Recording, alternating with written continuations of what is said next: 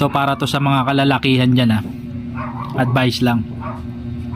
Ikaw kung wala ka pang asawa ngayon, wala ka pang girlfriend, at maghahanap ka ng partner, make sure na hanapin mong partner is yung hindi ka pipigilang uminom, hindi ka pipigilang lumabas ha?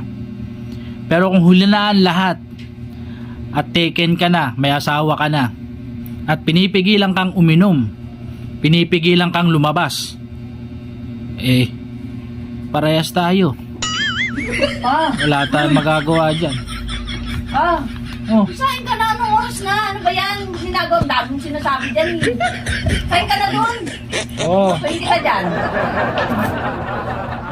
Wala tayong magagawa dyan. Pinasok nyo yan eh. Bilis na! Welcome sa samahan ng mga tigas, tigahugas, tigasaing.